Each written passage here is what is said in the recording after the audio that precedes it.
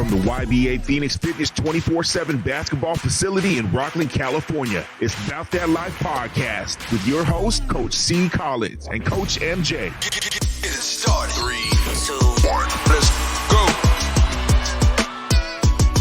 Hey, welcome to Bout That Life. I'm Coach C. Collins. Coach MJ, GGT. I'm DBBoutabag. He would put himself there. Thank you again for those who are tuning in. We appreciate you. Biggest thing is, what are we? This episode 30, right? Right, yeah, 29. Or 29. Is it 20? No, yeah, it's 30. No, he's 30. 29 okay. was AT. Okay. Yeah, so this is 30, man. 3-0. Yeah, so we're getting there. We're getting once we get to my age, y'all I'm ain't happy. even been going for too long. No, this only a year. Only a year. Started last summer. Yeah. So, if you're tuning in, if you're checking us out audio wise, please hit that follow, leave a comment, hit a review. If you're checking us out on YouTube, hit that subscribe button, hit that like button, help us out with the algorithms. Much appreciated. One small click for you, big help to us.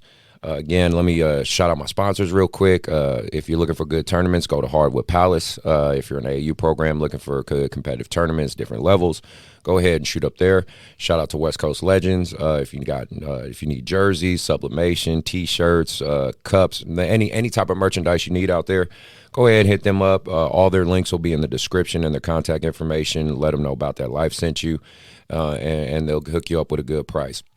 Also, be sure to hit up Dr. Dish. Obviously, the weather is getting kind of ugly right now, so, it wouldn't be a bad time to invest in a shooting machine. So next time the weather gets good, or if you can get indoors, you can get out there and get a bunch of shots up as opposed to shooting in the rain and chasing the basketball around. Go ahead, hit them up. Let them know About That Life sent you, and they'll hook you up with a discount.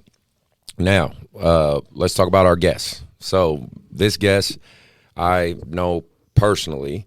I don't know you, bro. Shut up. He's definitely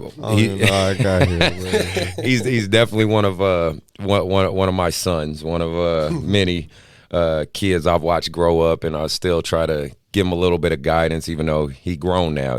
These kids get grown; they're grown now. So this really my guy right here. Have all jokes aside, I really got a lot of love for this bum right here. He taught me a lot. You feel me? I used to have a real bad attitude.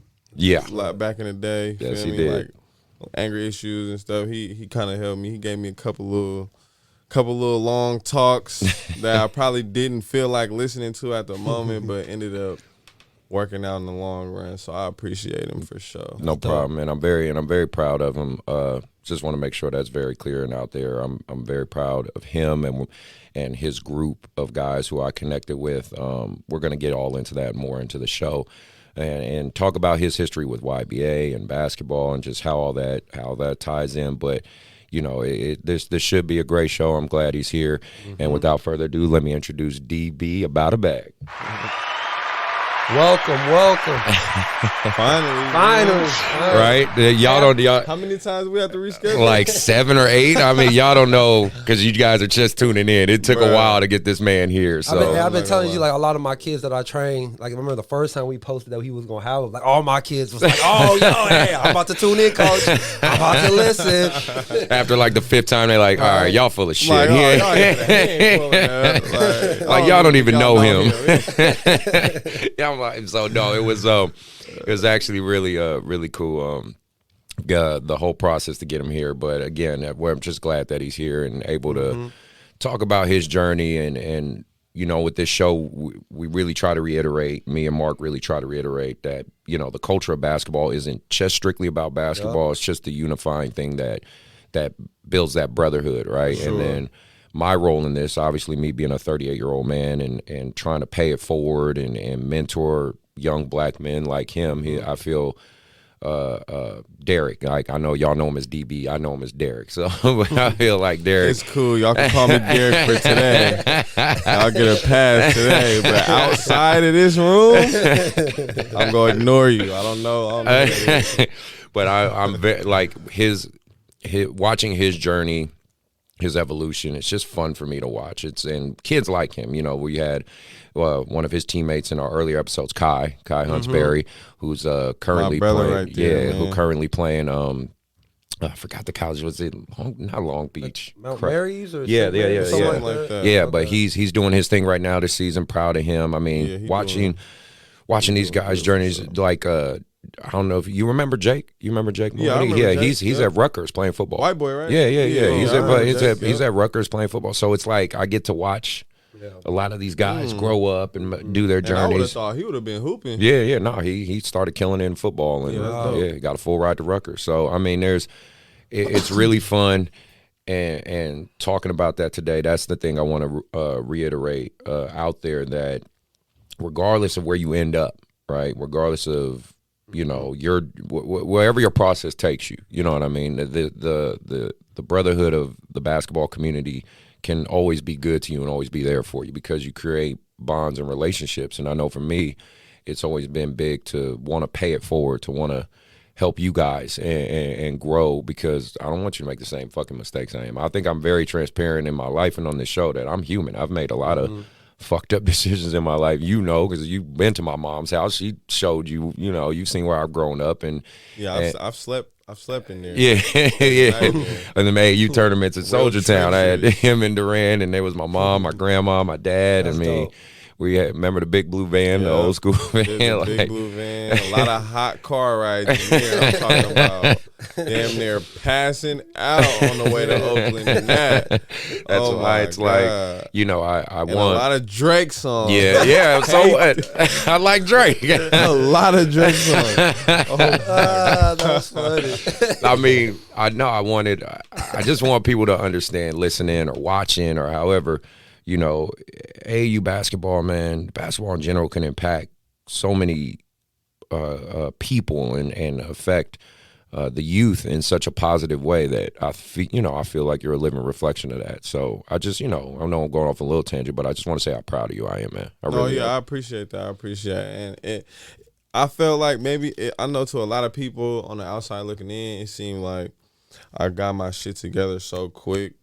You feel me? Like, it's like, oh, well, DB woke up one day and he was DB, like, famous rapper. But really, like, I feel like I didn't know. I was kind of lost in the sauce for a minute after I started hooping. Like, you feel me? After I was hooping, I didn't know I was going to start rapping. Or I always had a feeling for the music. And I used to write a couple little songs every now and again. But I never knew it was going to be serious to the point where I'm going out of state, doing shows, shooting videos, doing these big features with artists that I've been listening to since I was a little nigga. Like, so like it became like humbling, like for real. Like, and thinking about basketball, like basketball just, I wouldn't say it all the way made me the man I am today, but it definitely taught me like key principles. And it just like, I'm not even gonna say basketball, just being around him. Like him always just being such on top of his shit, like, and taking care of everything. And he, like, coach, he one of them dudes, like, if he taken care of and you around him, he gonna take care of whoever around him. Like, he gonna make sure everybody good. He gonna make sure everybody fed, ate, clothes, slept somewhere, rides. Like, you good.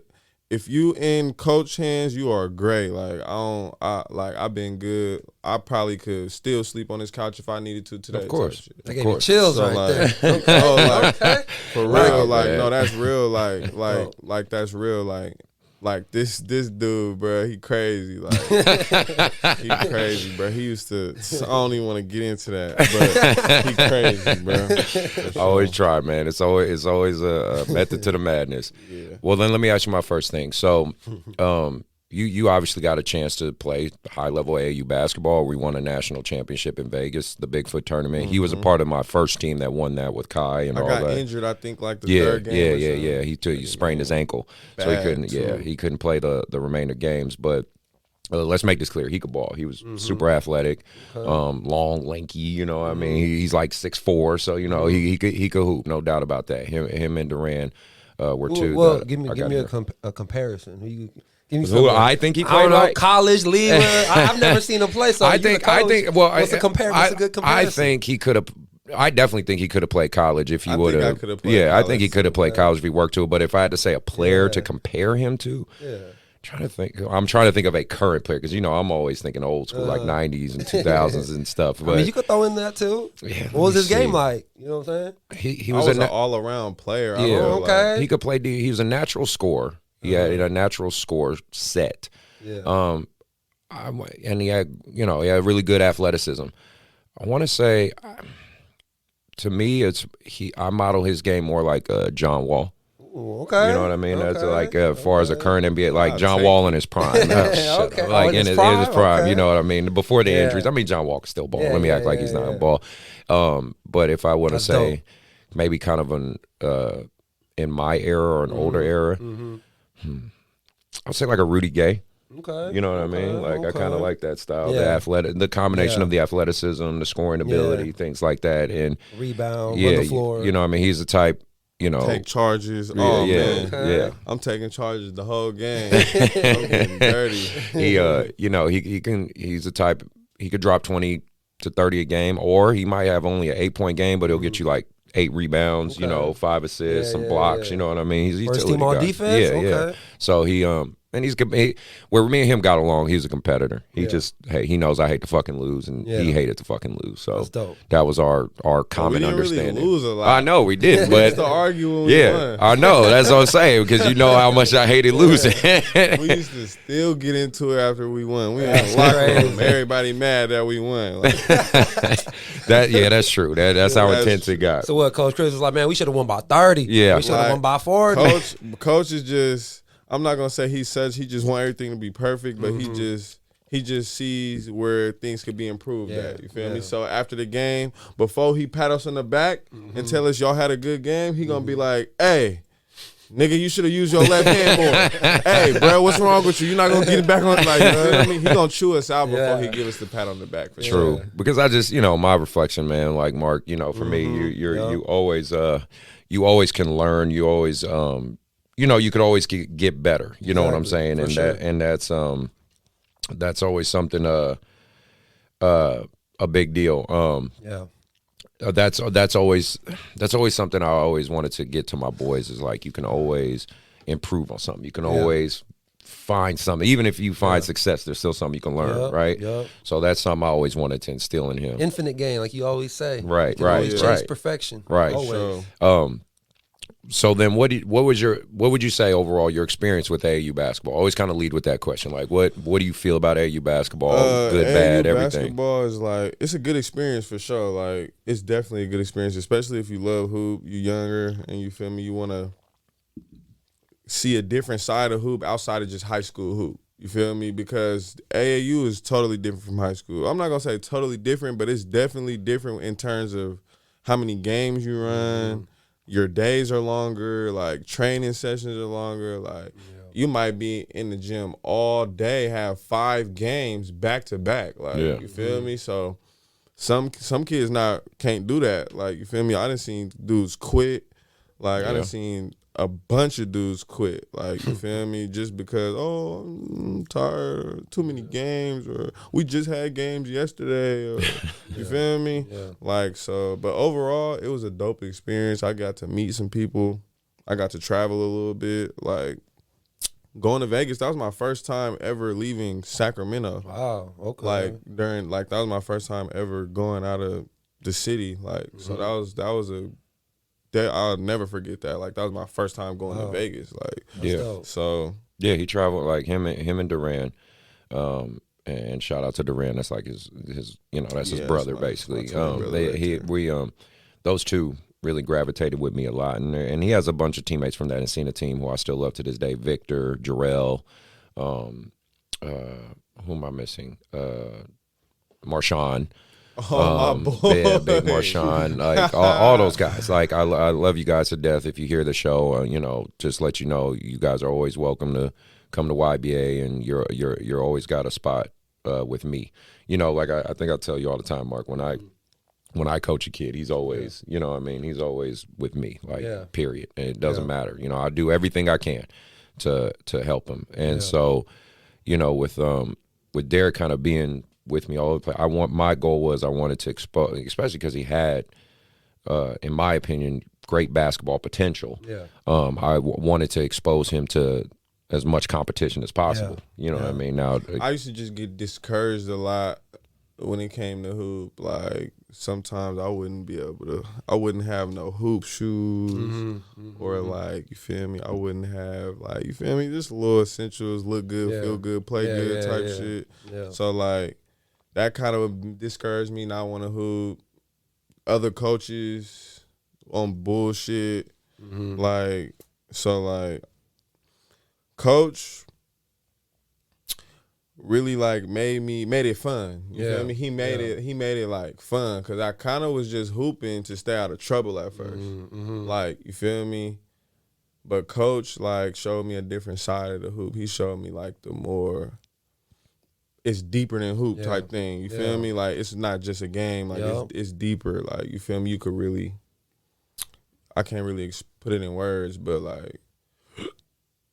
Well, it sounds like, because just listening to how he describes you, like it's about life. You know, if you master life, basketball is nothing. It's easy. Like, it's like basketball kind of just, you feel me?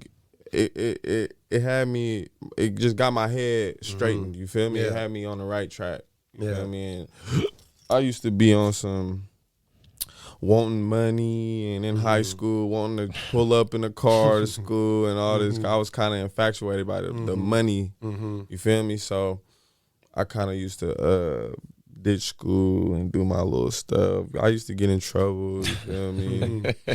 Whatever. That's an understatement. I used to get in trouble a little bit. You feel me? I was getting high. I was doing hella. I wasn't really like. Yeah, I wasn't gonna go to college for sure. At least you know, and that's all right. Keep it at 100. I wasn't gonna go to college, bro. But I knew I loved hoop, and I knew I was gonna play AAU until I couldn't play no more. You feel me? Yeah. So like, that's all that mattered. And the good part is you had success in it, because it wasn't that you just played, but you had success in it. You know what I'm saying? So then let's talk about your music. Let's talk about that, right? Because that's obviously something that's got you on the map. Something well, quite frankly, I'm sure you're proud of, right? You know what I mean? You have to be, you know. So that journey, because the last episode we just had another artist. You know, like I told you, Coach Anderson, AT. For you being where you're at, where you're sitting currently, I mean, you know, how do you feel about it? How's that journey? I mean, how, you know, to reflect on it? I feel good, you know. I feel like nothing happened too fast. I feel like everything been happening at a good pace. I haven't got overly rich hella quick. You feel me? To where I kind of get blinded by it, blinded by the money and all the stuff. Like, I feel like I'm doing good. Like, I'm doing good for sure. I'm taking it. I'm choosing my battles with it also. Yeah. Like, I'm not going to every show. I'm not doing everything that comes my way, but I'm doing the power moves, if that makes sense. Okay. You feel me? But shit. I mean, it's cool. I didn't think it's just the beginning. You feel? Even though a lot has been going on, out of state shows and shows back to back and baby tours and albums. I probably got like 5 albums out, I think. Yeah, didn't you just drop one? Yeah, I just dropped one last month, 2 Clocks 2. I think I got like 5 or 6 albums. Like, it's just the beginning. Like, I know I got a long way to go and I got a lot to learn. And I feel like when I got into it, I was like, I didn't know nothing. All I knew was make music. You feel me? All I knew was make music, studio and make music. I didn't know the drop in and the album covers and the videos and the fans and the social medias. I didn't know none of that. I just knew make music and post it on your little YouTube or whatever. So when I actually started taking it serious, like, a lot of people tell me this is crazy, but my first serious video that I ever shot and dropped it on Thizzler, I believe it hit like 20K in a month or something. Wow. Like, or 15 or something like that. You feel me? My first ever video, Well, the song that at least the one I believe in from all the, you know, I don't know, because I talk to the kids. They love you. You know, they listen to what you said. The song that really got you more and more, for sure, I want to say close to mainstream success was Fettuccine, right? You dropped Fettuccine. It goes viral. Everybody's listening to it. I'm seeing people, my kids listening to it over and over again on repeat. They're like, they're telling me about. I didn't know that was even his fucking rapper name as he was becoming famous. They were like, yeah, this DB. I was like, okay, that's cool. Like, and then I see who the physical person is. I said, that's fucking Derrick. Like, that's what I said. And they were like, who, coach? I said, I coached him. Like, you know, and so that you got fame, or I'd say, like I said, I think that's your, and you could correct me if I'm wrong, but I just think that was your it song that got you, your jump start. And when that's happening, how does that feel? I mean, what that feel like?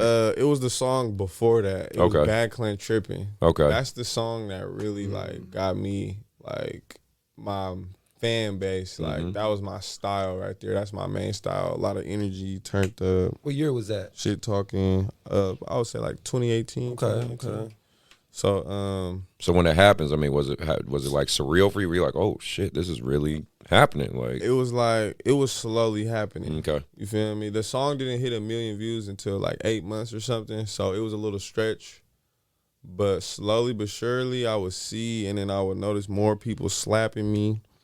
I would notice my partners or people I would link up with that just always be talking about me or be saying like, bro, I heard somebody slapping you, or people talking about you, or they didn't believe that I knew you, type shit.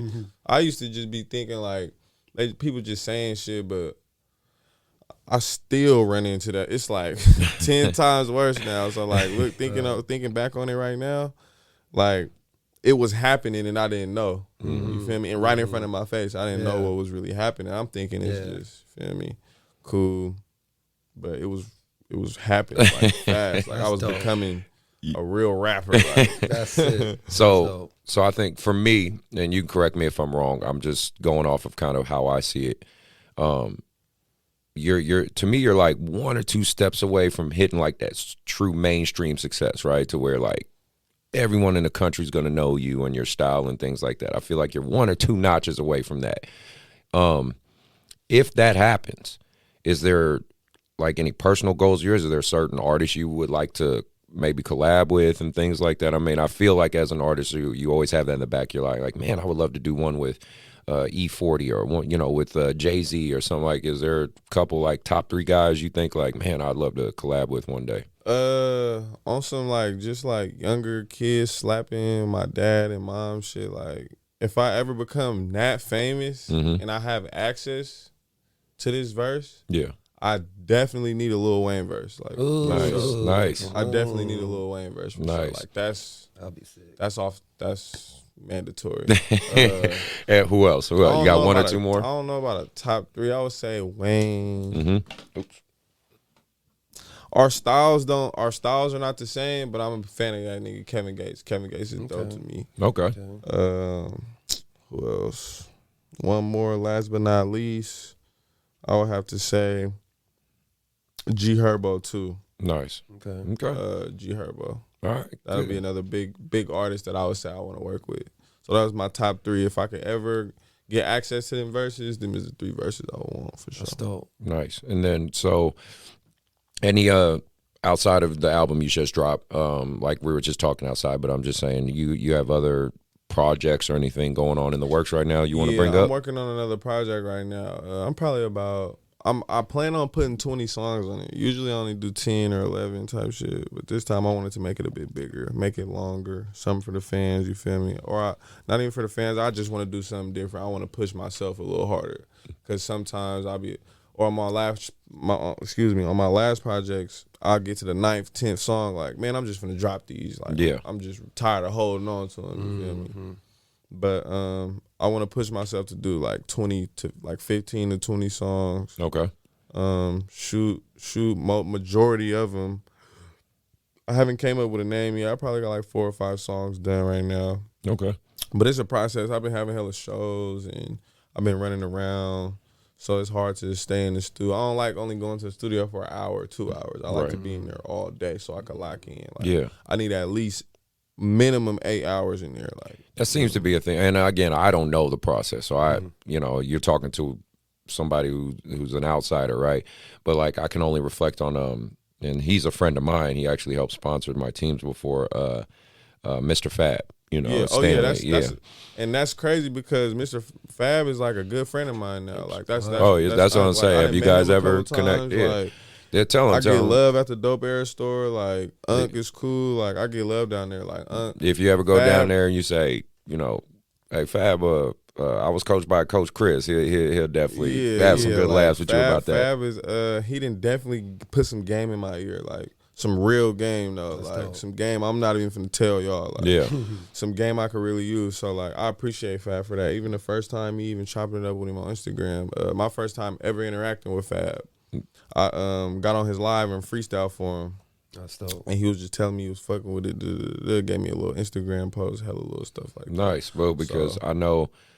Well, I'm just saying for him, he'll go in the studio and be in there like 24 hours straight and try to crank out a bunch of songs. So that just seems to be a big process for artists. Can't do 24. Yeah, like, I can do 12. Yeah. I did most hours I did was 12, 13. Nice. One day. Wow. Yep, straight flat. But you got to be, 12, like you say, you got to be dedicated to your craft, right? Definitely, for sure. So no, that's good.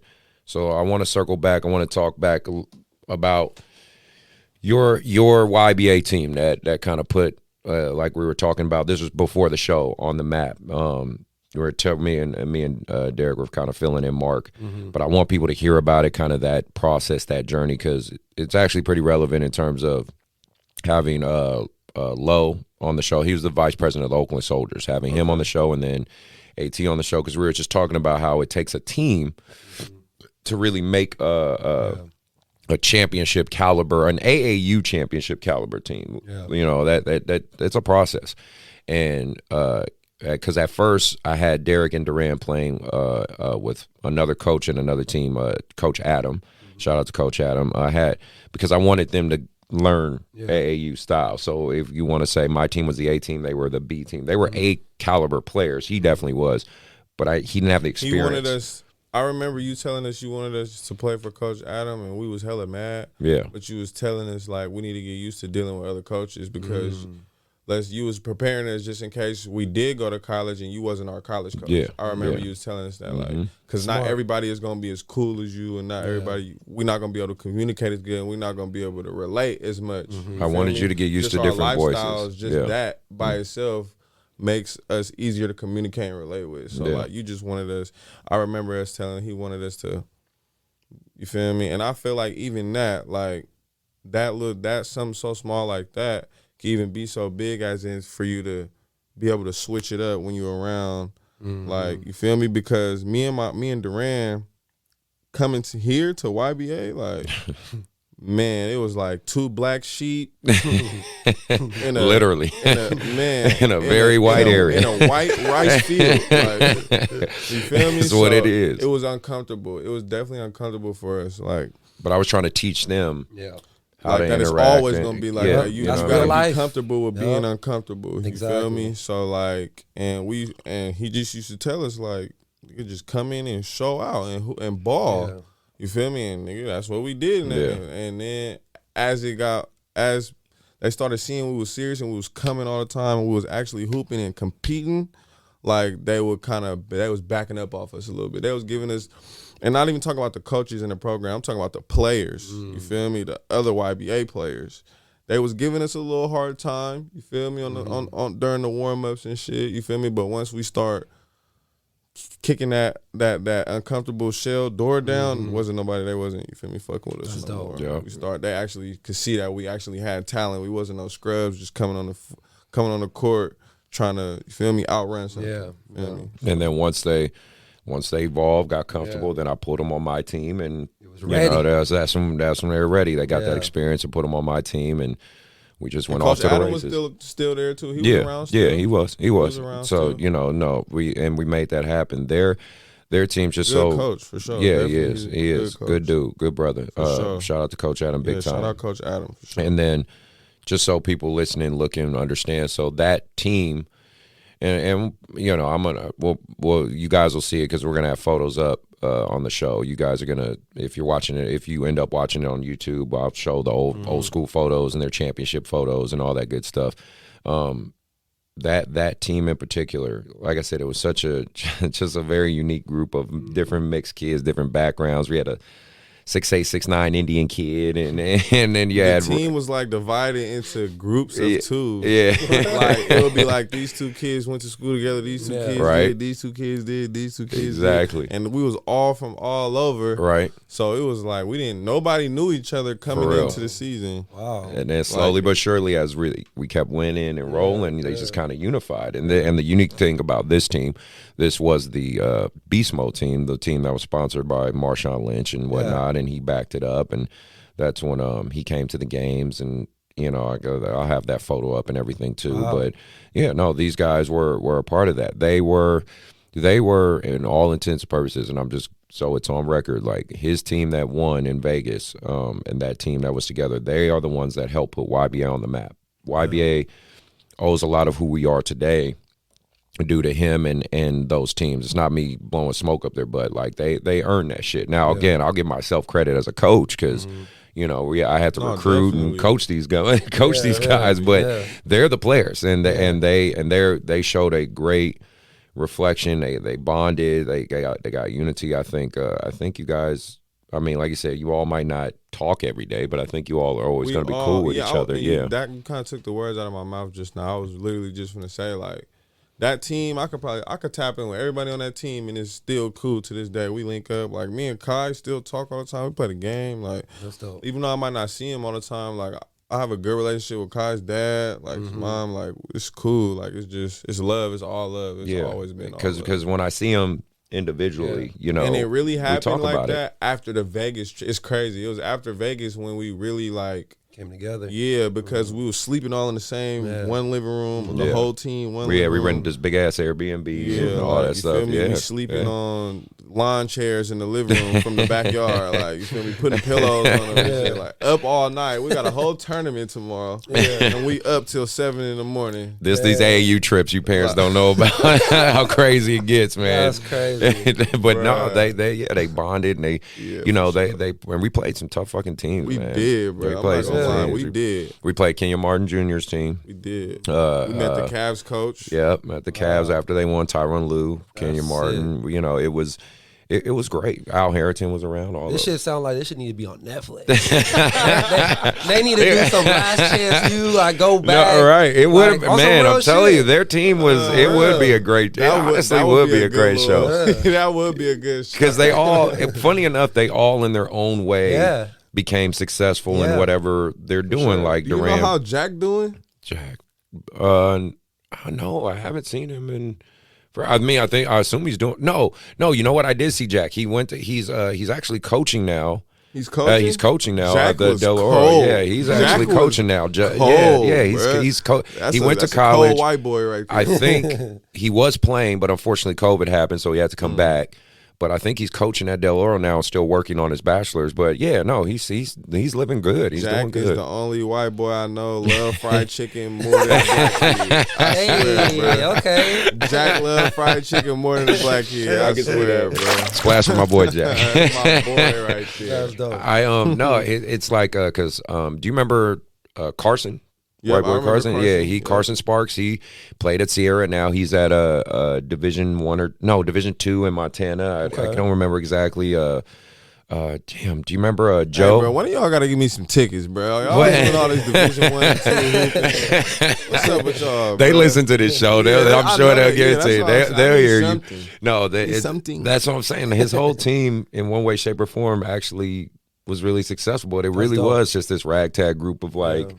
When we came into the Vegas, it wasn't like nobody knew us. Nobody expected us to do shit, really. But we really came out there and just balled out. That's what's up. I have a kid, like for instance, one kid on their team that's I love this kid to death. Roy, you remember Roy? Yeah. Roy McGinnis. So he's this kid. He could ball, he could score. He went to Del Campo. I think he holds the record for like most points in a quarter for them. Like he dropped like I want to say 30-something points in one quarter. It was ridiculous. This dude can score. Yeah. He's at Sac City JC right now. Okay. But he's a genius. He's clinically diagnosed as a genius. He got a perfect. You didn't even know this, but he got my face, I'm like, he got as a genius. he got a perfect something? he got a perfect score on the math portion of his SAT. Damn. Like he can get one answer wrong. He was on. He did it in front of me, but they took him to these trials. So his dad's an engineer. I think mom's a doctor, or no, or it might be reversed. Sorry, but either way, like parents, super smart people, great people, love them to death. But like he can multiply any math equation in his mind. So like they had him on TV doing this shit. It was hella funny. Like TV? So yeah, it was something he showed me, and then he did it in front of me. Like he'd say, give me any number, and we'll start from 50. So it'll go like 5 times 50 is 5 times 51 is this, 5 times 52 is it, and he could just do the math in his mind just like that. That was like his shooting guard. You see what I'm saying? Like Kai was the point, he was the shooting guard, he was the small forward. I mean, that was the type of weird mix. Just so people understand, like these dudes had so many different backgrounds and stuff, but they just came together. If you would see all of us together, you would never. That wouldn't even slip your mind. You're gonna be like, who is these ignorant boys? If you guys had like a reunion, and like, this team right here beat Kenya Martin. Exactly. They beat, right. And it's crazy because you'd be like, no way, no, they did. It's like, yes, they did. Yes, that's they dope. Did. No, man, it was a great time. It was a great group. I really appreciate having them and having the opportunity to coach them. Next thing I wanted to ask you, just reflecting on it, how before we move on to the NBA and all that other good stuff, what I'm really proud of you on, and we talked about it before the show, is regardless of where you're at with your financial success, your fame, your following, all that stuff, you seem to really try to keep yourself grounded. I said the same thing on when Marcellus was here too. Like, that's one thing I'm very proud of guys I've coached like that, finding their success. He's as you saw when we were group texting, he doesn't big time me. He doesn't, he's like, oh, who's this guy? Like, you know what I mean? He's never big time me. He's still the same knucklehead kid that I see. And, he's always kept his group tight. Yeah. Like some of the guys we were talking about at Encina High School that I coached, he's still very close with them, and tries to, and he's, you got to keep in mind where he's at in his life now. He's kind of he's the face of it now. You know what I mean? He's kind of the leader of his pack, but he's always been real humble and takes care of his guys. What's helped you to do that? Like, what's helped you keep that mentality? Damn. The kind of, I don't know. I think it's just in me. Yeah. Feel me? I think it's just in me. Like, once I feel like we got a bond, if I call you brother, or like if you were like a real friend, like, I don't know. It's just in me. It's just natural. I can't say, oh, this happened to make me do this or act like this to my guys. It's just who you are. Yeah, it's just what it is. Like, I can't really explain that. Good. I mean, that's huge. I just want people to. That's why I talk about this kind of stuff on the show. It's just because I want kids.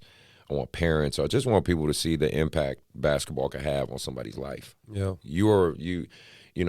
That's why I was so hell-bent on having you on the show. It's just because I'm so proud of you, and I just feel you're a reflection of the positive basketball can have, right? Definitely hoop made me more mature. Like, it made me a little bit wiser than it put me a little bit ahead of my time, especially dealing with this old head right here. Like, so I'm getting there, man. I'm getting more and more grays. Yeah, of course. So, like, you feel me? He put some game in you. You feel me? And also the game put some game in you. You feel me? You notice other stuff. You gotta notice how you gotta act. It's not all games are the same. Not all coaches are the same. Sometimes you gotta deal with crowds. You gotta deal with refs. Sometimes it be bullshit refs. Like, basketball just made me more mature. It teaches you a little bit how to hold your own out there. You feel me? When you on the court and it's this competitive team and you can't call a timeout, or you playing defense and you gotta just step up to the plate. You feel me? Yeah. You could kind of use that as life. When life hits you, you could kind of you can't just play defense and back down all the time. You gotta step up to the plate and apply some pressure. You feel me? You got to box out. Yeah. You feel me? You Yeah. gotta close out. What I Yeah. meant to say. No, I know what you're saying. I like it, man. I like it a lot. Mark, you had any last questions or anything before we go? Yeah, before we go to the the NBA. stuff, Yeah. One question I kind of want to ask you, and I know you don't, especially with the music now, but I'm trying to tie this in because I know a lot of my kids listen to this, is for you to get to this success when it comes to the music side, because of course, like, it's not just all luck. Like, you put in work. Yeah, definitely. You know what I'm saying? Yeah. So, for all my kids listening where, they can still translate this to sports, what type of work did you have to, like, what is it for you every single day, whether it's a motivation, whether it's your work ethic, what led you from, 2016 and now we're in 2022 that got you to this point? I would have to say real life stuff, and also me just falling in love with the culture more as time go on. You feel me? Because when I first started, I wasn't really like all the way into it like I am now. So but I would say I done lost a couple of friends, couple of my partners done died. You feel me? In the past years. And that motivates me for sure. That it makes me want to be able to show them what they couldn't see while they was here. You feel me? So that's motivation. That's powerful. And really just falling in love with music. Period.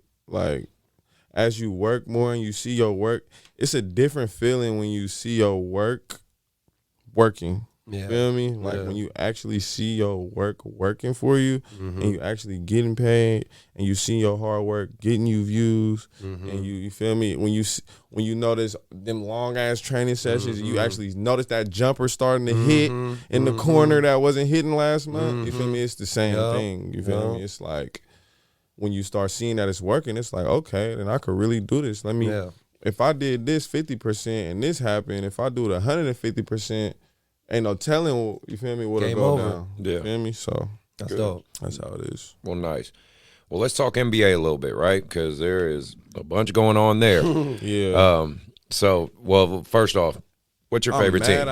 I'm hella mad I missed the Sacramento Lakers game. That was just Well, that was preseason when I went. That was preseason. That don't count. No, wasn't LeBron and Rondo and everybody just out here? No. I don't think so. No, the Lakers didn't play, did they? You would know more than me. I swore they did. I think not regular season. Not regular season. Okay, that was preseason. That was preseason. Okay, they were out here, but that was preseason. Okay. And they lost. So the Lakers lost. Yeah, the Lakers lost. Yeah. We've been losing. He's a Lakers fan, so that's. So what's your favorite team? Is it the Lakers or who you? I don't really or have you just got a favorite players? team. I just I like my boy Dame. That's my boy. Dame. Okay, I can't be mad at that. That's my boy right there. I'm a big Dame fan. All right, I'm not really too much team. I don't really watch too much basketball. Well, you're busy now. Shit, yeah, it's probably I hard can't really just sit down and watch it. But when it's a big game or something, and barbecue, feel me, type shit, game vibes, I'm for sure sitting down watching the game, and I'm gonna pick my team, and I'm making my bets. And I'm doing my thing. Let me ask you this: since you're a Dame guy, they've been talking. There's a lot of rumors about him possibly he need to leave Portland. Yeah. If he want to win a ship, but he's been kind of saying. But Dame got that bag though. Yeah. It's crazy because Me and my partner was just having this conversation the other day because he was saying he was talking that ring shit. He was like, Dame don't got a ring. Dame don't got a ring. Yeah. But Dame got one of the highest contracts. Isn't he one of the highest paid players? I know he's paid. Yeah. I know he has. He has a max contract with Portland. Yeah, I believe be he's surprised. one of the highest paid players. I it would was not be something surprised. like that. So in the long run, you gotta think Dame is from the town. Yeah. You feel me? So you gotta think of a little black boy made it to the league. He not worried about no championship ring. He trying to make sure he got that bag. His family taken care of. Right. Everything is good. You Yeah. feel me? So I feel like me personally, I feel like Dame don't too much care about a ring. Yeah. Not honestly. yet. Not yet. I think he does, and he does. I mean, it's a combination of both. Yeah, but I mean, it's definitely okay, I want a ring. Don't nobody just want to you know what I mean? lose. Yeah, I'm wanna not saying he lose. doesn't want to Definitely lose. that. He wants to stay loyal. He don't. But he wants to do it his own way, Yeah, right? He yeah. wants to do Stick it with one team. Yeah, he doesn't want to. doesn't want to be on a super team. don't That's wanna what be I KD. agree. Yeah. Yeah. I don't think he wants to do the super team route. That's what I think. But I would switch him with Westbrook right now. I bet you would. Switch him with Westbrook right I bet now, you though. would. You know I we're would gonna switch those. You know we're gonna talk about that. So like I said, D, I know you ain't get a chance to watch hoop that much, but Westbrook is making it very tough for the Lakers right now. Westbrook not showing up? Nah, man, it's bad. It's terrible. It's bad. There's I know too you'll many get stars on the team. That's why. Turnovers, throwing up. He's shooting like 15% from three. He got no. That's one thing that I do love about him. Like, he don't give a fuck. He ain't scared. No, he ain't. But it's like, bro, you gotta play smart. You out there just throwing up crazy shit. Like, it's tough right now, man. Yeah. It's tough. It's- LeBron's hurt. Fuck. I feel like it's probably like that because he got some dogs to back him up, so he can kind of slack off a little bit. Well, see, like I said, but LeBron's hurt right now. So LeBron's hurt. It's kind of AD and made for Westbrook. a month too. Yeah, A month. Oh, yeah, my man. God. It's gonna be that Laker storyline is gonna be very interesting. I mean, Yeah, it might get crazy. what if? Okay, I'm gonna tell y'all this. I'm talking about this. What if in this crazy shit they don't make the playoffs, bro? What if that actually was what if that was to happen? They don't make the playoffs, Damn, or they get, or let's say they get the I know eighth a seed. couple of. Wouldn't that be bad? I don't. I don't think that's gonna happen. But wouldn't that shit be crazy if that happened? That I don't think. It's like they build up this That's scary. overhyped ass star team, and then they don't even. that would be crazy. Like, what would you do with that, man? That would is definitely tough. hurt LeBron's legacy. Yeah. I know he don't want that shit to happen, so don't make that shit happen. Right. You know what I'm saying? But that would be all right. I personally do not think that would happen, but I'm just saying. But it's just, it's rough right now for the Lakers anyway. The Warriors are killing. Oh my my God. Warriors are killing right now. Curry just had 50. Oh my God, Bro, Seen that like, last night, I and believe. I'm watching the highlights of it. I mean, Jesus, Stupid. man, what's so Curry, unique about this man. guy. I mean, clearly he's a shooter, no doubt. Yeah. But I mean, the way he creates his shot, it's not like no one's guarding him. Yeah, he's not a spot up He shooter. No, will definitely like- run around the whole team. Yeah. Double back. And He'll do. I mean, he can be a spot up shooter clearly, but it's just saying, like, you look at those plays, and I mean, some of the shots he's making are just unreal. yeah, they for sure. They just like, I'd be so discouraged as a defender. crazy, I'm like, bruh. like Make you not outside even of wanna- hacking this motherfucker, there's really nothing you can do. Yeah. Like nothing. Even and this is with the new rule change. I mean, where they're letting the defenders get a little more physical. Yeah. So I got to give a lot of Y'all credit looking to good, him. man. Yeah, when Clay come back and you guys got Wiseman coming back, y'all looking kind of scary right Yeah, now. man. I Yeah, think they're I'm not 9-1 gonna right lie. now. And again, it's still early, obviously, but man, that momentum in the beginning, Yeah. that counts in the long run. For sure. yeah, I'm for bet. sure. And so I don't know if you guys saw. I saw it obviously last night, and I've been talking about it all day. I don't know if you saw anything Jokic? about it. Yeah, the Jokic Oh, thing. yeah. What do you think about what that? happened? Man, so Oh, my God. yeah, you when saw when he shoved elbowed him in the back. back. Yeah, it's so there's been I feel like he was they losing. no that the Miami Miami was getting Heat was blown out. losing, but so just so you understand the whole context, Miami Heat was losing, and they've been on a hot streak. Miami's been playing phenomenal. And the Nuggets and them got history. I don't think he really elbowed him hella bad like that. Nah, he did. No, he that did. shit was I'm Jokic talking bad. about fucked him. bro in Miami. Oh, you talking about? He Mad. did too. What made the thing that made him mad, it didn't look like. I feel like he put too much. It's he because hit remember, him. you got to think, like, if Jokic was like 6'1", 180, he would have been flying. But Yeah. because Jokic is so big, it didn't yeah. look that bad. I mean, you got to give. I mean, because on the Jokic is outside looking in, six. It really didn't look But bad. Jokic like, is 6'11", so you got to think 284. exactly. So if this little dude doing that to him, But and he hit him Jokic right under the double- rib. Yeah. He hit him And the right there in game the was rib. over. You played hoop. You know. Yeah. You know. went pop. Come on. You know the difference when someone's like I doing just something felt like dirty. bro was in the middle of the momentum and running towards him. Yeah, but I mean, But I'm just grab him. I think he could have just grabbed him. He could have. He was trying to foul. He could have swiped his arm. He didn't have to do all that. And Moore's got a history. And that's what you got to understand. The guy that did it, Markeith got a Morris, history. He a thug. and his Like, brother, okay. Margaret, they have history of doing this Shit dirty like that. type of shit. Okay. Yeah, it wasn't So like. he was kind of on top of it before. Yeah, Oh, yeah. yeah. He didn't let shit slide. He and was so ready and for so the and play. Jokic kind of had this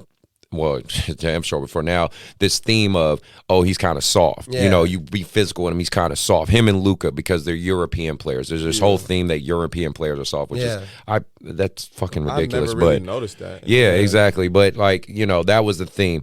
And so he just won MVP last year. Yeah, he just won MVP. And so when Markieff did it, you know, he turned his back because he didn't think Jokic was going to do anything. He just thought, I'm going to punk this white boy and he ain't going to do shit. Maybe that's why I thought it wasn't intentional. It was like a momentum thing. Nah, because he turned his back and he he shoved him because he just thought like, oh, this motherfucker ain't gonna do nothing. You know, when you certain motherfuckers, you feel like, man, he ain't gonna do nothing. He tried to test him real quick, and Jokic let him know real quick, like, bro, Jokic yoked his ass up. Jokic don't do that. You know, if he had to do that, he was pissed. If he don't do that shit, Exactly. He looked at hella mad. For real. Like, he looked at high. And what's crazy is, so now we see the social media aftermath, because there's always a social media aftermath. The Twitter beefs, Marcus left a tweet saying, "Oh, hit him in the back, noted," and then his brothers don't want to tweet. And it's just to be clear, Jokic has two brothers. One's an actual boxer / UFC fighter, and the other one I think is just a big motherfucker. And they're both they're all three like 7 foot. Huge? Yeah, they're all like 7 foot, and they're from Serbia, which is a Yeah. very fucked up country. If you guys want to actually They be Google the dropping history of bombs that, out like. there. Let's make this very clear. You think our hoods is something? Y'all, some of you guys really need to step out of the country and see other hoods. I'm good. Yeah, exactly. Like, this shit is crazy. And so, the brothers left a tweet, which I thought was actually pretty classy. They said, look, We'll be waiting for you. well, yeah. They basically just said, hey, man, you know, it happened on the basketball court. Let it go. Leave it on the basketball court, you know. But if you want to take it to that next level, we'll be here ready for It's you. up. Yeah, like My thing is, like, I feel like people need.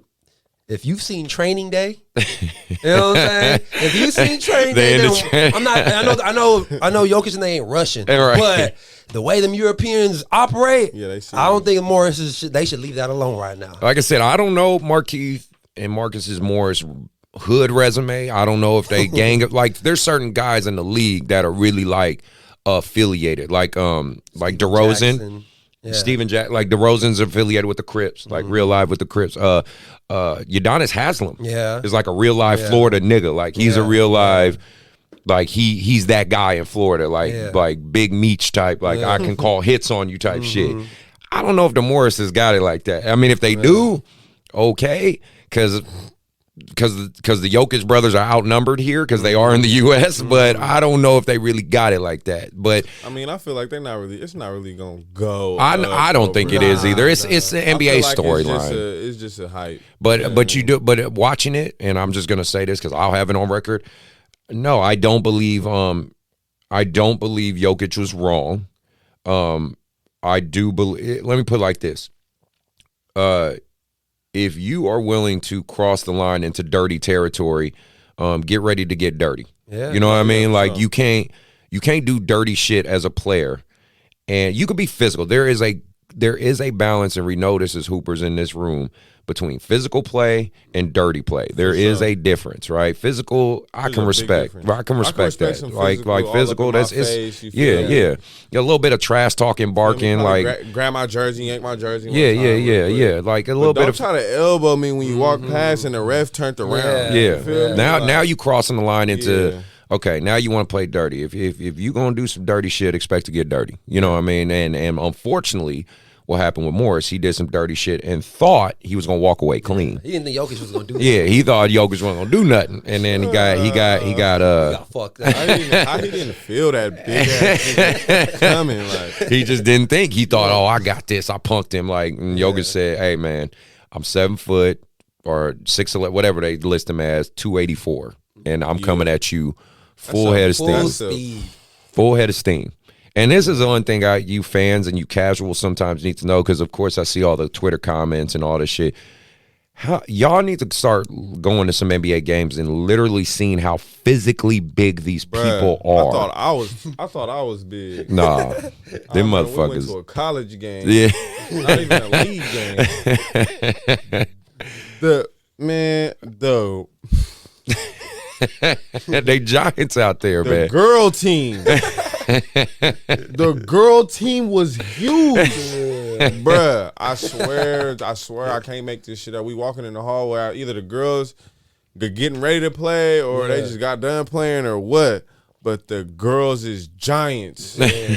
They giants. Like, I swear they hella big, bruh. Like, so that shit crazy. That's why I want people to understand, because, you see, you and I both know, we see the comments or social media, be these dudes, Dwight Howard's a bitch. Yeah. Bro, have you seen Dwight Howard? That motherfucker is huge. I ain't never seen him, but I know he huge. He huge. I'm like, you would not say this shit to these people's faces. Like, stop with all that shit. You know what I mean? Jason Tatum is damn near huge. Yeah, they're all big. Like, I seen him in person.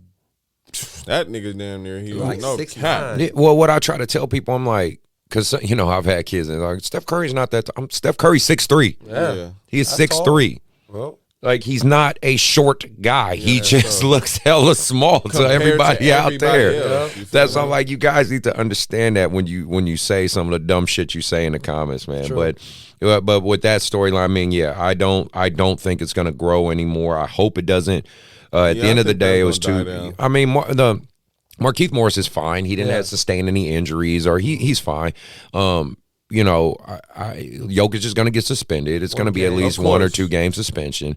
They said Morris got fined $50,000, and Jokic is fined 1 game. Okay, so I mean, it's going to happen, huh? Would you rather be fined $50,000 or 1 game? I don't know. It depends. I got 1 game is probably cost more though, right? Yeah, because you get paid in your, you get paid by the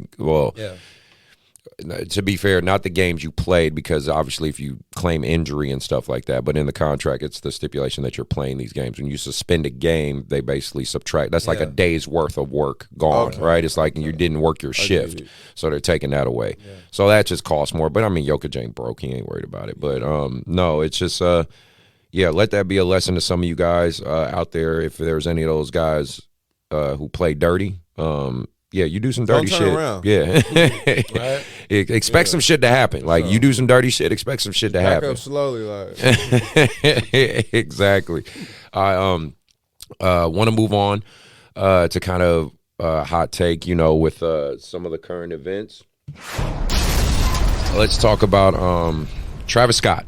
Obviously, because of having DB here and him being an artist, and we talked about it obviously with AT, but there's new developments. I don't know if you've been looking at some of the stuff. I've been looking at some of the stuff on YouTube as more developments are coming out. First off, again, let me offer my condolences from Bout That Life podcast about the people who lost their lives and the families affected by that, for real, and the people injured. Unfortunate. Yeah, it's not a joke, and it's not okay.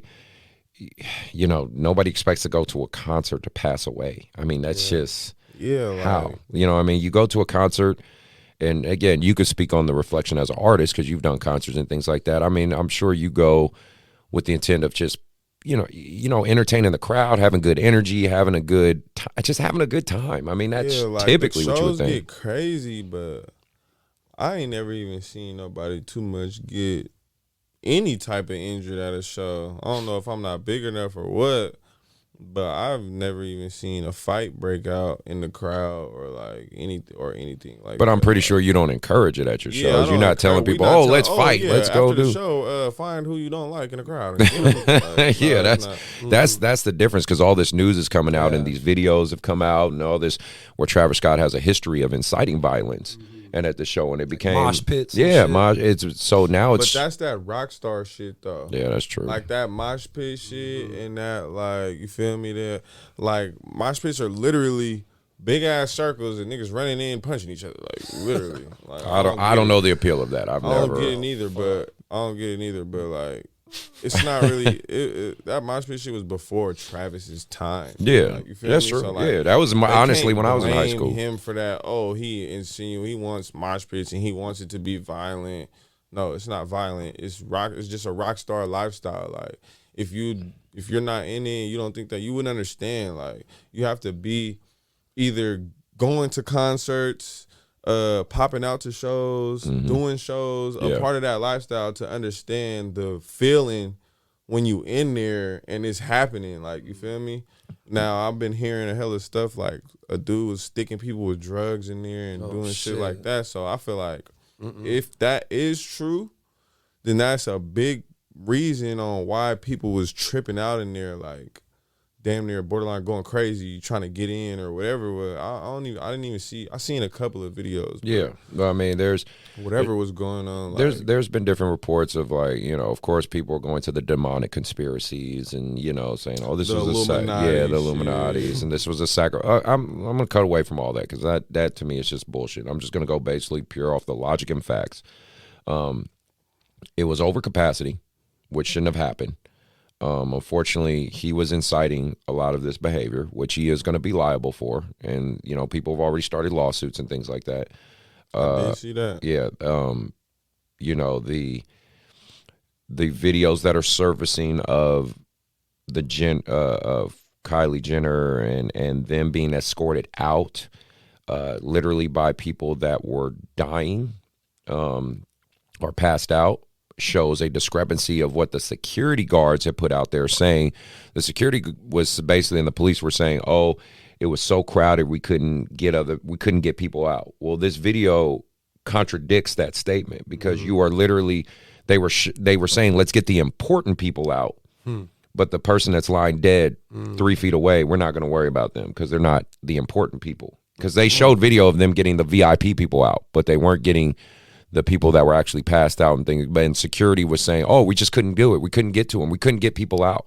Well, this video, that's what I'm saying. We live in the age of transparency. Everybody has a camera. You're better off just telling the fucking truth. You know what I mean? Like, stop lying and just tell the truth. Just say, hey, we should have helped that person. We didn't. And, you know, Kylie and Travis and them are paying us, so we made them the priority. I mean, as fucked up as that sounds, that's probably the truth. I was just gonna say that's the truth. You saying like that guy's not paying us. Yeah. They're not the millionaire. We just didn't make that guy the priority. You know, and it's sad, but the things are designed this way. The capacities and everything are designed this way for safety. When, for instance, when they say an elevator can have a capacity of 35 people or X amount of pounds. Don't go 50 people. Exactly. You don't put fucking 50 people. But unfortunately, because remember, around 2 p.m., people broke in through the barriers and the gate and broke into Astro World. It was thousands. It wasn't like a couple, like 50 people. It was thousands of people who broke in. And those same thousands of people who broke in are now going to the concert. And they're now making it past capacity, which then makes it unsafe. Yeah, for sure. 1,000 people probably didn't even get tickets. Yeah, that were broke in. Thousands. It wasn't, you know what I mean? So, you know, this is going to be an interesting storyline. Obviously, there's going to be a lot of people paying the price. And, you know, all I can do is say prayers and hope we learn from a mistake like this. When you look at it as an artist, I mean, what do you take from something like this? Because, again, you don't know your path. You're still young. You're a young man, and you're still up and coming. Who knows? You might be in the next Travis Scott. Shit. In terms of your popularity, not don't make the same mistakes. I'm talking about popularity. You get that level of DBBoutabag gets that level of popularity. What do you do? And something like that happens at my show? No. I would hope to God you would not let nothing like that happen at your show. But I'm just saying, I would, you know, what do you learn from that? What do you see from that? I see.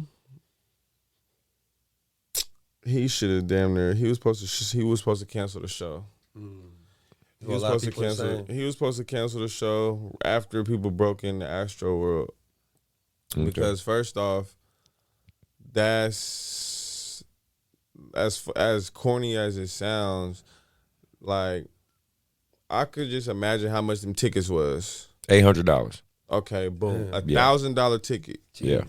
Okay, let's think about that. $1,000 ticket to stand up. That's crazy. Damn near in the back of this big ass crowd. Not even front and center. I could just imagine how much the tickets was to say, oh, first entrance or front row or whatever. You feel me?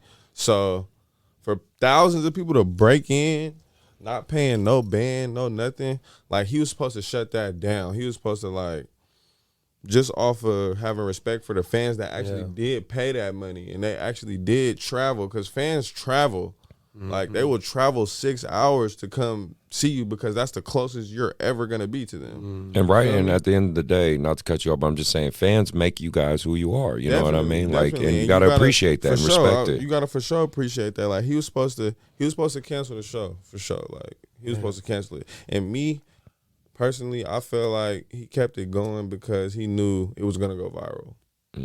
Yeah. You feel me? Yeah. The people breaking into it, he knew that was gonna go viral. Like he knew what was going on. I'm not gonna say he knew they was gonna break in and people was gonna die. Yeah. But I feel like after the break in, like I'm pretty sure he was up to par with everything that's going on at his park. Like, let's be real right now. I'm pretty sure if nigga break into your house or break into your brand new amusement park, whatever, you're gonna know what's going on. Right. Like somebody's gonna call you like, it's getting kind of crazy here. Yeah. Like, you feel me? Yeah. So Right. I feel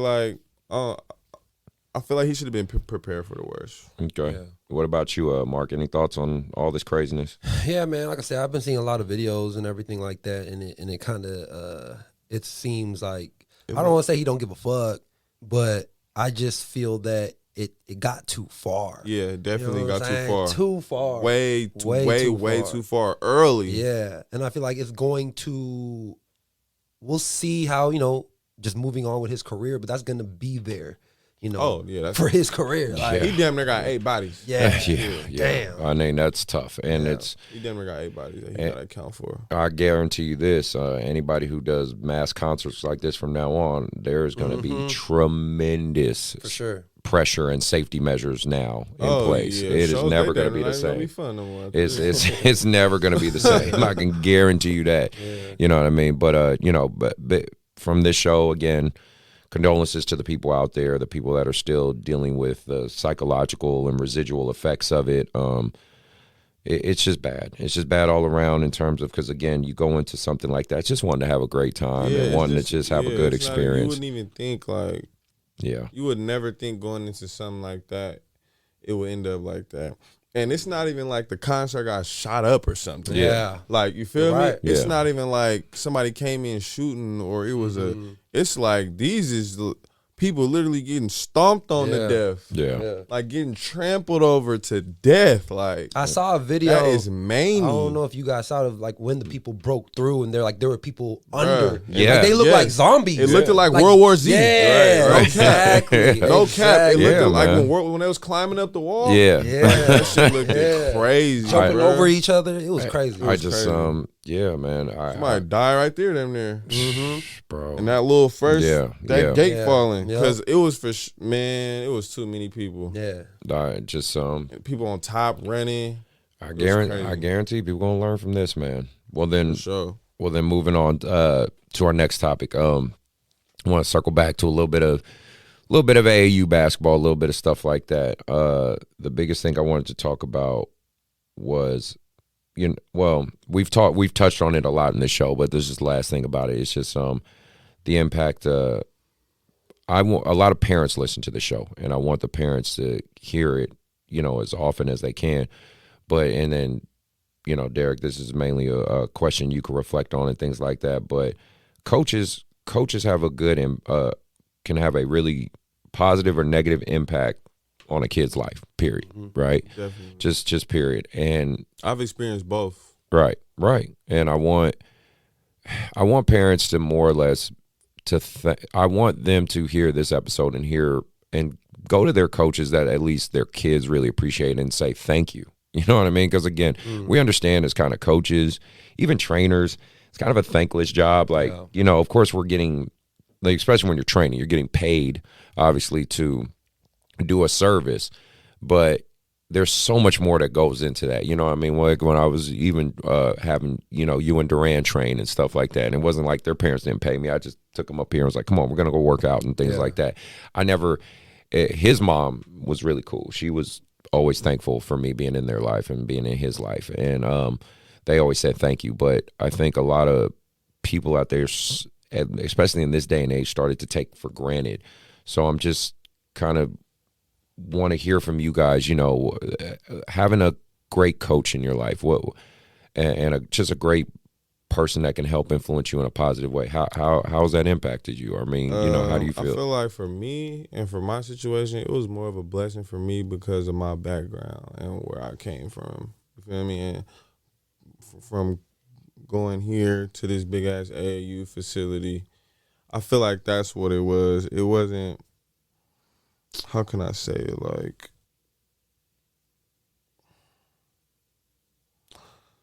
it's like it was a different experience. You feel me? Like, it was a different experience, but at the same time, the coaches, because a coach can have you feeling like you could be the worst player, but a coach will still have you feeling motivated to play and go harder. You feel me? But then there's also coaches that make you feel like the worst player, like you just suck, like you just need to get on the bench and just hang it up.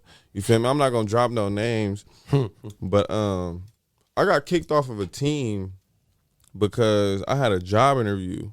Wow. And I went to my job interview instead of practice. Missed one day of practice. Wow. Oh, And one day, I missed one day of practice. Came to practice early, like I got a job interview, coach.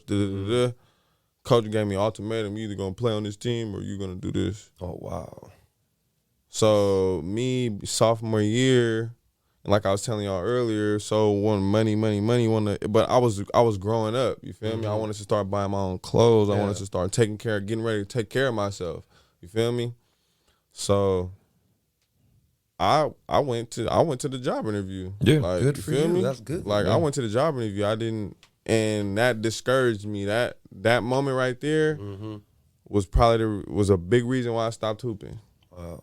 No That's cap. fucked up. Like, that moment, him telling me to, that was a big reason why I stopped hooping. So parents definitely need to, I ain't even gonna say admire, I'm gonna say appreciate coaches that's actually in their child's life and actually doing stuff outside of the training. Like, even when it just comes to little advice during training, you feel me? Even when it comes to just chopping it up, sometimes your kid is irritated with you all day. You feel me? And sometimes this facility helps them blow off steam. You feel me? You come and chop it up with your coach, and you could come just chop it up about what's been going on at home or whatever, this and that, etc. So coaches are important, especially a good coach, a positive coach that's going to make your child feel secure and act, because it's all about having fun at the end of the day. You feel me? Because coach is not going to be in here and be like, oh, well, if you're not a winner, then you have to get out. You feel me? Yeah. So, not like, me anyway. Yeah, it's all about having fun like that, and I feel like that's what coach always instilled to me and my team and all the teams that he always coached with us. Like, it's always about having fun at the end of the day, learning, growing, and just becoming a man at the end of the day. Like, you feel me? So I feel like coaches, it plays a big role in what about the kids, like, just development. Yep. Well, what about you, Mark? Any comments or thoughts about that one? I mean, for me, especially for us, like, like we didn't have trainers or a mentor or something. And for me, especially when you have a kid who may be very, very passionate about, a sport, whether it's basketball. For me, I'll talk about basketball. Like me, like growing up, I was very passionate about basketball. My parents, they weren't really involved. Like, they didn't, of course, at the end they were about school, go to school. Right. But of course, I went to school, but I was like, Dad, like, I want to play I never played any AAU. You know what I'm saying? I always wanted to play football. My parents didn't have the money for that. And through that process, me going to JUCO and me finding a way, like every kid's dream is to play in the NBA. Of course. For sure, definitely. For me to be able to do what I did, working at Outback Steakhouse, bussing tables, selling my car to go to a tryout overseas, to play 4 years in Asia, to me, like, that was my NBA. But to me now, to be a trainer, to where now I'm helping kids, where I knew I didn't have this person to, whether it was me getting the wrong agent, whether it was me just spending all my money overseas to get tattoos and basketball shoes, and to now where, and even the training side of it, where I would go to the park and just shoot, right. To now where I study the game and I can go to these kids and be like, because again, you can have so many different people who can influence you the wrong way and say they know what it takes, but they didn't even go through the journey. Exactly. To where I can tell my kids, like, yo, I did this wrong. just do this right. And I feel like I've seen that happen with certain kids that I work with. If they have the passion for it, and then it goes around to now take away the basketball stuff. Now we can talk about the life stuff. You know what I'm saying? To where now, like, the kids who end up stop playing basketball, they can still take those ideas, those philosophies, you know what I'm saying, of life. And apply them somewhere else. Exactly. You know, and I'm seeing that. You know, like I have one kid that he used to always get in. Marcus, you remember we had him and his dad here. Yeah. West Coast Impact. Yeah. You know, and Marcus, you know, used to get in a lot of trouble. And he started playing basketball only 2 years, and I started training him. Right. But it wasn't even about that because he was still raw. But it was just because he was in the culture and around all the guys. And now we're about to go to the Olympics and high jump. Yeah. Puerto Rico national team. All because I've been seeing the posts. That's yeah, good. man. All because of the things, because he was just around He had us. the guidance he had. Exactly. It's that hoop. I'm telling you, that hoop. It's big time, man. It really opened your eyes, like, especially when you're on that track getting in trouble as a young dude.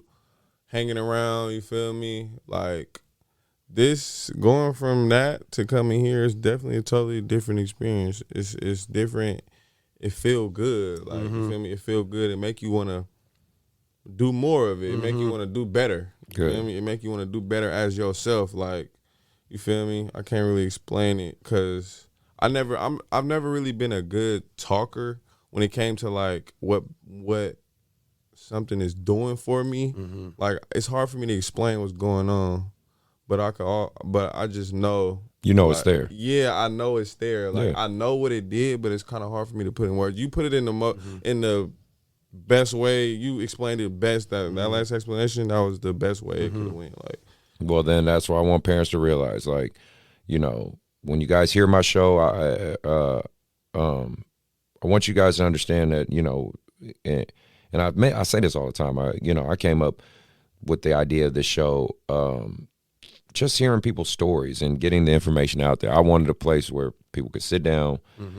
We can sit in a room, just talk good basketball for a good hour or so, and just the impact it's had on people's lives and things like that.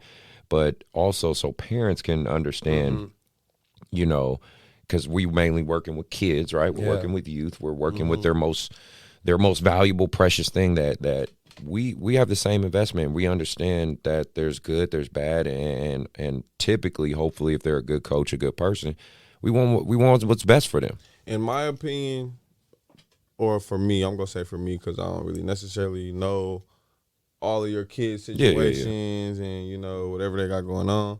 But I know for me, like this YBA stuff, this AAU, kept me out of a lot of trouble. A whole lot. You feel me? Like sometimes I didn't even have time to go outside after a training because session. I catch your ass with this motherfucker with me all the time. Like, I mean, beat and I got school in the morning. Like we've been training since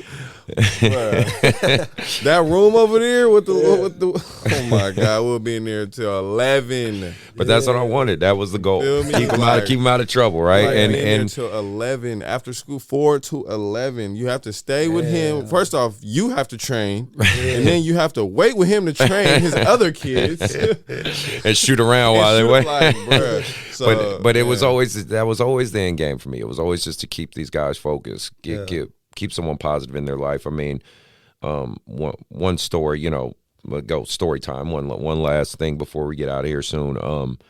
That really, just so people understand how deep this rooted is to me, as far as just trying to not only help a kid but save a kid's life, especially if I can, you know, because I'm very much a proponent of trying to help my community and, you know, my black community. Yes, I'm speaking on that in case people are wondering, what does he mean? My black community. I'm a brother. At the end of the day, I want to help. I want to help younger brothers find success. It was one night, and you remember this. I think I talked about it on my Instagram a long time ago. Him and Duran, they didn't have any food.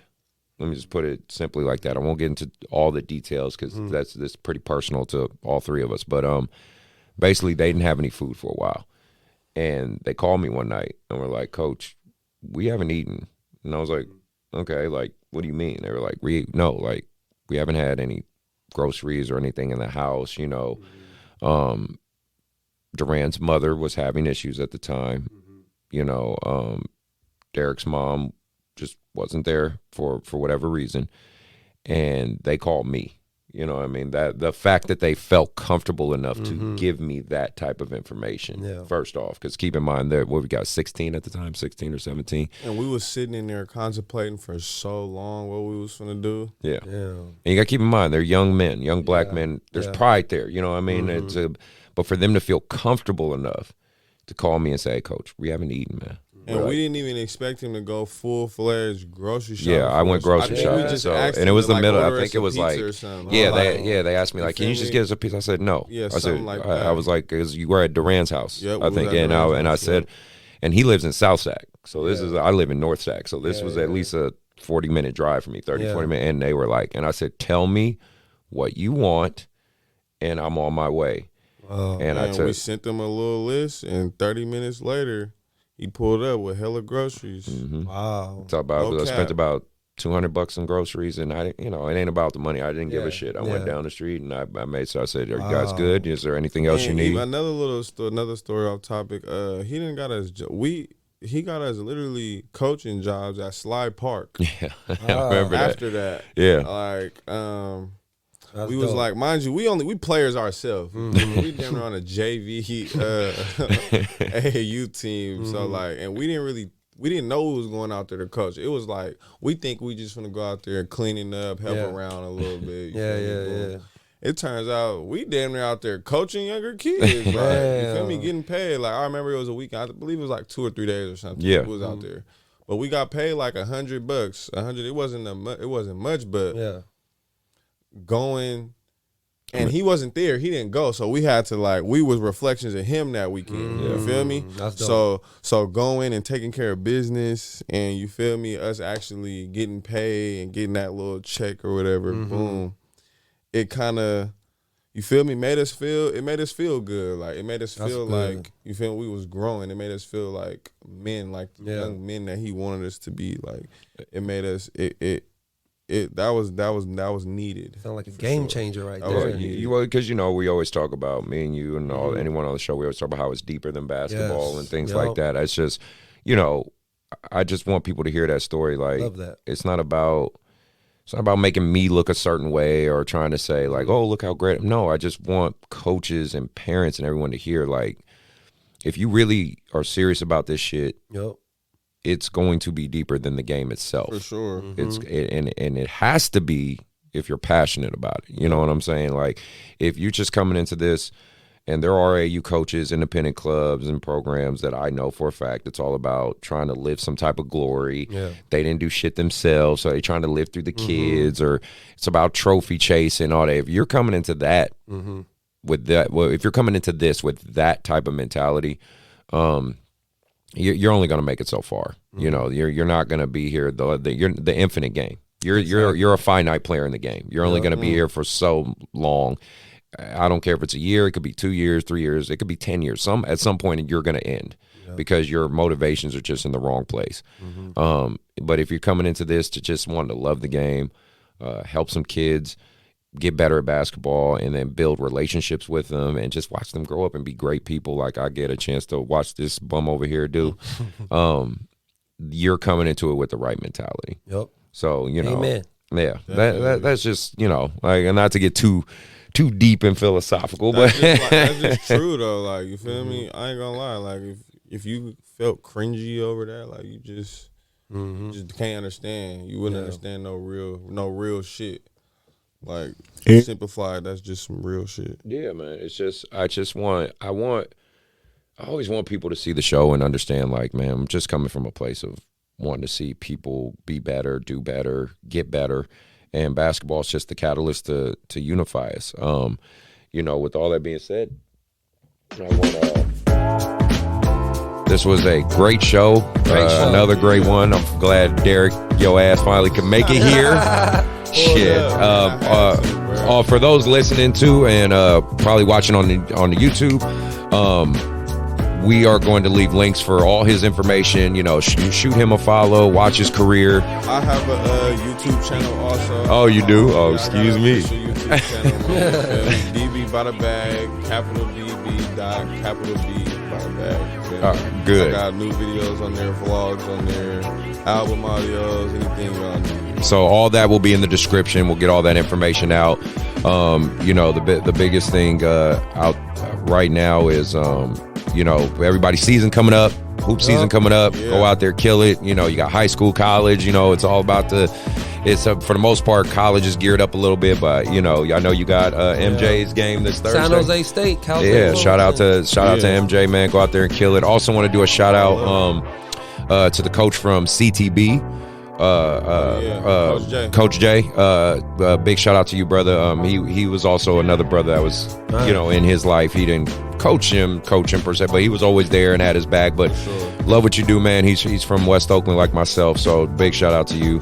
Count the Bucket, a great program. Yeah, Great CTB, program. Count the Buckets, man. He's doing good work, and he's all about the kids too. He's all about the kids big time. So, you know, keep doing your thing, brother. Mark, you got anything else? No, man. Hey, man, it was great meeting you. Keep inspiring. Nice to meet you too, bro. Yeah, man. I'm a big fan. I gotta come pull up to one of the practices. Yeah. Oh, my guys gonna go crazy for real. They will. I gotta pull up. No, big shout out to everybody, man, and stay safe out there. Hit that follow, hit that like if you feel like it. Thank you for my Patreon members, our subscribers. Keep rolling with us, man. We're going to keep trying to grow this thing. Big shout out to Joe, our cameraman. Yes, he's doing great work right now. So, you know, his links will be there too. So you can give him a follow if you need some good work for some videos, some photos. This is the guy to talk to because he's doing great work right now. Everybody be safe, and we are out.